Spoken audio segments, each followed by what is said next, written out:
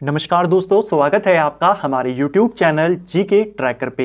देखिए फ्रेंड्स, आज के वीडियो में हम बात करेंगे जो हमारी एक सीरीज है उत्तराखंड स्पेशल क्लासेस सीरीज, और इस सीरीज की आज हम सेकंड वीडियो को यहाँ पे कवर करेंगे।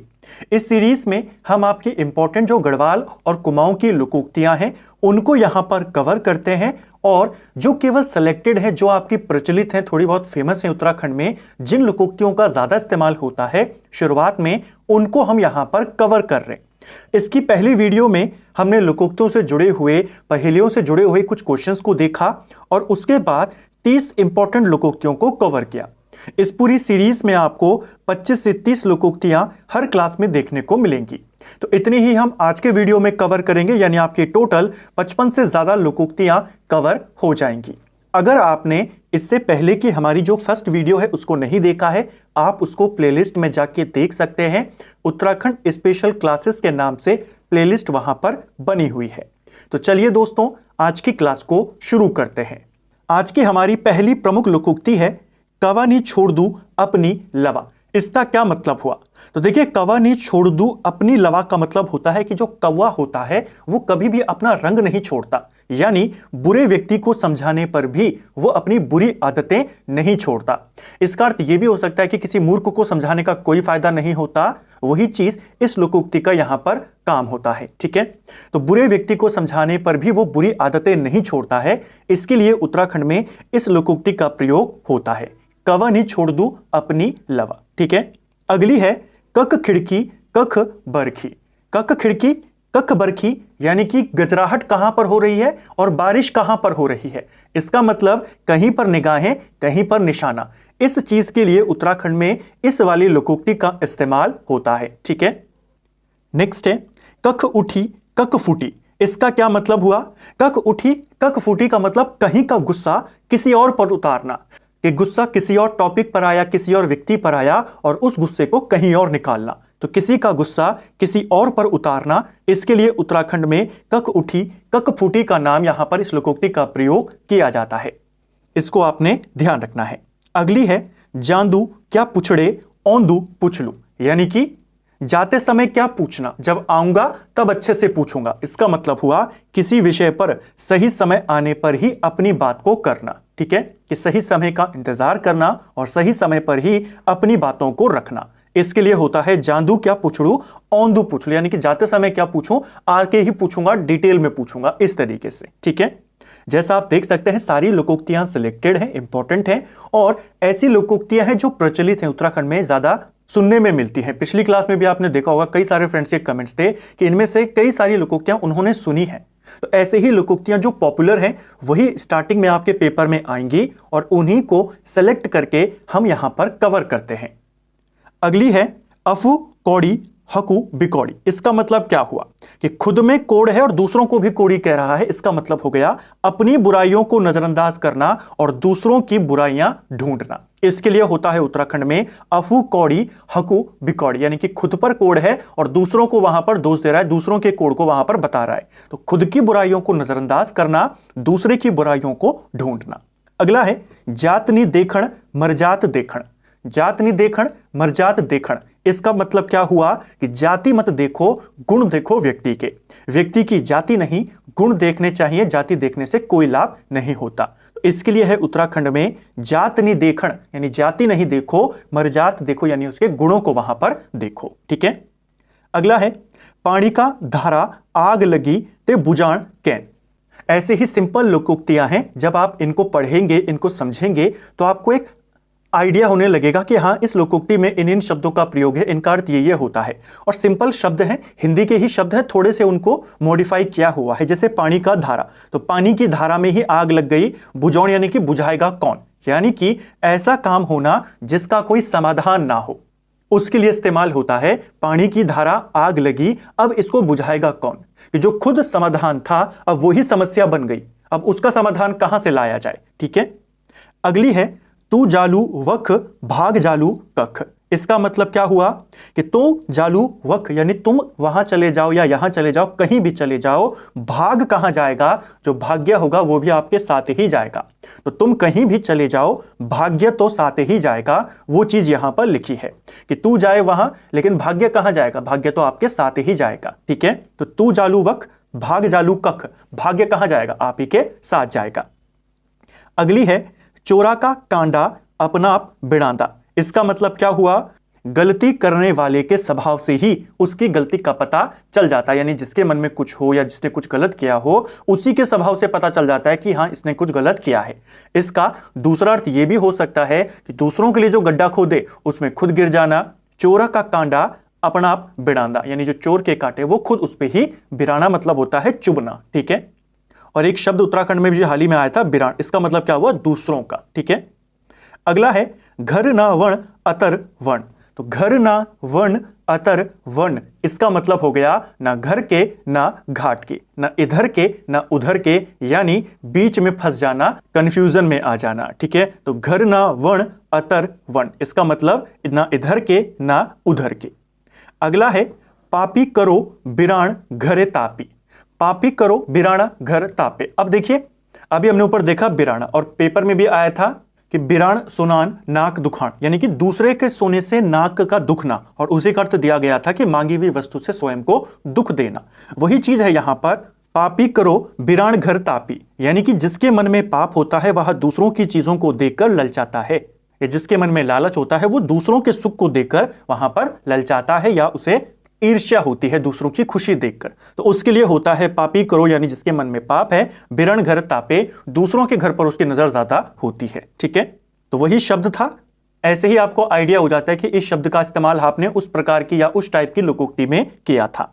अगला है अति लाड़ बड़ी खाड़। इसका मतलब क्या हुआ, अति लाड़ बड़ी खाड़ का मतलब होता है ज्यादा लाड़ प्यार घातक साबित होता है, इसको ध्यान रखेंगे। ठीक है, अगला है जति भाट तति बाट। इसका मतलब क्या हुआ, जति भाट और तति पाट, यानी जितने मुंह उतनी बातें, जितने ज्ञानी उतनी बातें, दोनों एक ही है। तो इसके लिए उत्तराखंड में कौन सी लोकोक्ति इस्तेमाल होती है, जति भाट तति पाट, यानी जितने लोग उतने बातें। ठीक है, अपड़ू मुंड अफी निमुनिडू। इसका मतलब क्या हुआ, यानी अपना मुंड, अपना सर खुद से नहीं मूंडा जाता, खुद से मुंडन नहीं किया जाता, यानी कुछ कार्य ऐसे होते हैं जिसके लिए दूसरों का सहयोग लेना जरूरी होता है, आवश्यक होता है। ठीक है, अगली है रोग नी देखण कम बैरी नी देखण छोटू। बैरी मतलब होता है जो दुश्मन होता है, रोग को कम नहीं आंकना और बैरी को, दुश्मन को छोटा नहीं समझना। इसका मतलब यह होता है कि रोग और दुश्मन को कमतर नहीं समझना चाहिए, यानी सतर्क रहना चाहिए। सूखी गाड़ का मछोई। इसका मतलब क्या हुआ, सूखी गाड़ का मछोई, जैसा आप जानते हैं उत्तराखंड में नदियों के लिए गाड़ के शब्द का इस्तेमाल हो जाता है। ठीक है, सूखी गाड़ का मछोई मतलब सूखी नदी की मछलियां। अब जो नदी सूखी है उसमें मछलियां कहां से आएंगी, तो सूखी नदी की मछलियों की बात करना यानी असंभव बात कहना। तो इसको ध्यान रखेंगे, पूछी जा सकती है।